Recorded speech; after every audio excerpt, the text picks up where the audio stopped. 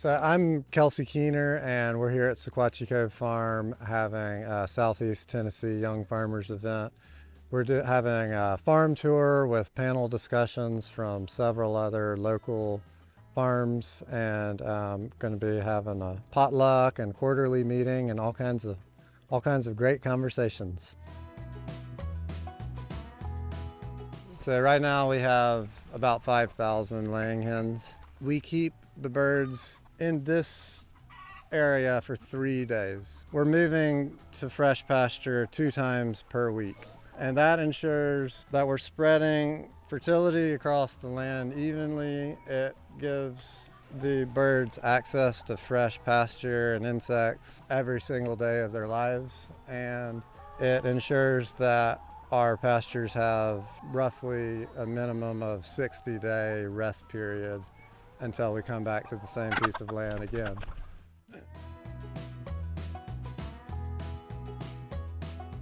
My name is Emily Stutzman. I am the head of research and outreach at Caney Farms, which is a regenerative farm in Carthage, Tennessee. At Caney Farms, the management decisions are all around soil health. And the idea is that we're using animals and crops to improve soil health and to improve soil nutrients and soil mycorrhizal activity and soil biodiversity and soil carbon sequestration.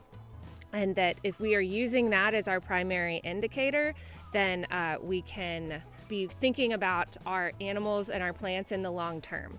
And so there's a strong long-term resilience and strong long-term soil health objective. No. Yes. I'm Melissa Shepherd. I'm from Quail Run Farm in Lookout Valley in Chattanooga. I am head of operations at Quail Run Farm. We've been operating for just over 2 years, and I've been there for coming up to 2 years now, I guess. I'm really looking forward to talking about farming resilience today and all the different topics within that, and meeting everyone from the chapter too. We have grazing animals, so the soil is, it's the basis of everything.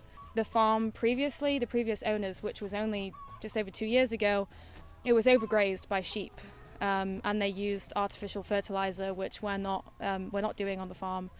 So we're having to work with the soil to bring that soil health back. We have pasture-raised laying hens, pasture-raised meat birds, and turkeys as well, using them to help rebalance the nutrients in the soil.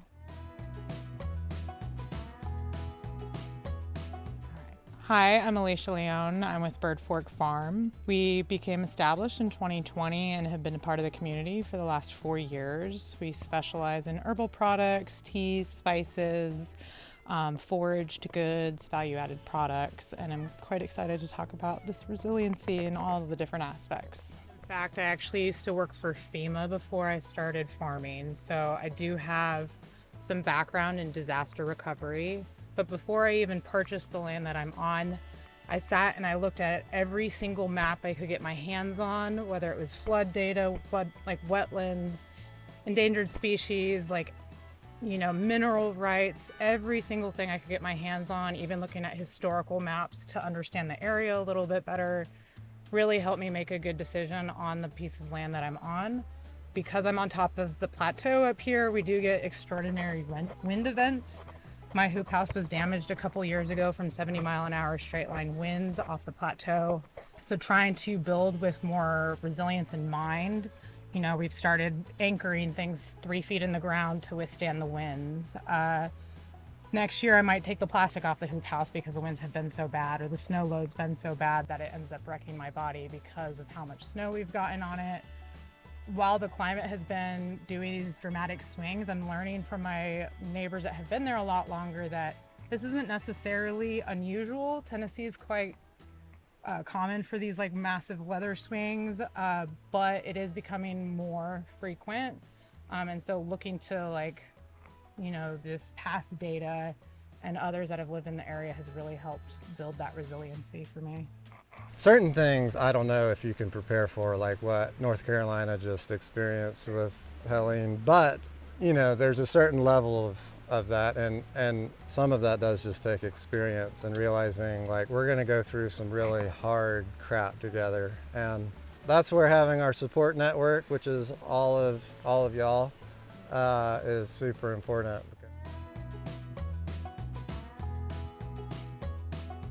It's been a really awesome day getting to be in community with all of these amazing people that are doing the great work of growing food for our community.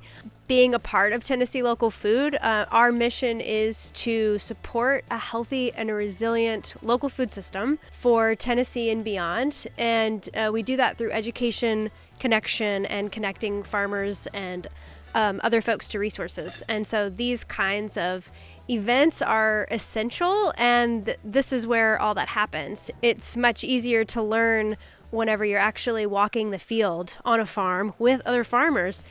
And this event today was all about farmer resilience and how to make sure that farmers are not just resilient in their own farm ecosystem, but in the larger ecosystem of having a community and a network of support.